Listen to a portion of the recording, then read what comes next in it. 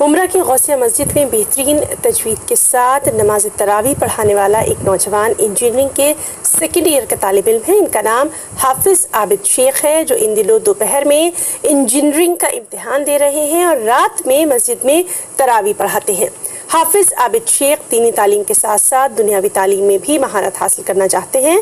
बेशतर उलमा का भी इस बात पर इत्तिफाक़ राय है कि मदारिस में बच्चों को हिफ्ज़, क़िरात और आलिम के अलावा असरी और दुनियावी तालीम पर भी तवज्जो दिलानी चाहिए।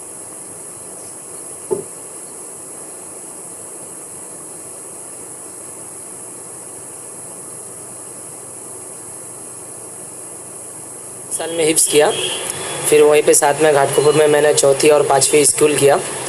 उसके बाद हिफ्ज़ मुकम्मल करने के बाद फिर मौलाना में एडमिशन लिया मैंने, जामिया कादरिया अशरफिया हज़रत मौलाना अल्लामा सैयद मोइनुद्दीन अशरफ के मदरसे में। फिर वहाँ पे बच्चों को स्कूल जाने का एक ऑप्शन था, तो मेरे दिमाग में आया कि सिर्फ दीनी ही नहीं दुनिया भी अगर हासिल कर लूँ तो आखिर क्या एक फ़्यूचर मैं अपनी बना सकता हूँ लास्ट में। तो मैंने वहीं पे डिसाइड किया कि स्कूल भी पढ़ूँगा। फिर वहाँ से 8वीं 9वीं और 10वीं किया। 10वीं करने के बाद मुमरा आया। मुमरा में शुएब जूनियर कॉलेज में मैंने एडमिशन लिया 11वीं में साइंस में। फिर वहाँ से 11वीं 12वीं किया। 12वीं करने के बाद फिर मैंने सिविल इंजीनियरिंग में एडमिशन लिया, जो अभी मेरी कोर्स चल रही है, कंटिन्यू है। अब्दुल रज़ाक खालसे का टेक्निकल कैंपस डिग्री।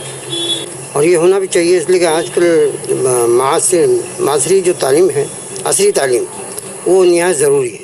अगर सिर्फ आप इल्म दीन हासिल करते हैं और फारिग होकर निकल जाते हैं तो अपनी ज़िंदगी में उतनी कामयाबी आपको नहीं मिलती है जो असरी तालीम हासिल करने वाले तलबा को मिलती है। ऐसा भी होता है, जैसे अभी हाफिज़ साहब ने बताया कि दिक्कतें आती हैं, परेशानियाँ होती हैं, तो हर बच्चा इस लायक नहीं होता। लिहाजा जो लोग यानी ज़्यादा ज़हीन होते हैं उन्हीं लोगों को दोनों चीज़ें हासिल करना चाहिए, वरना फिर एक ही लाइन में लगा रहें और उसी में मजबूती हासिल कर लें।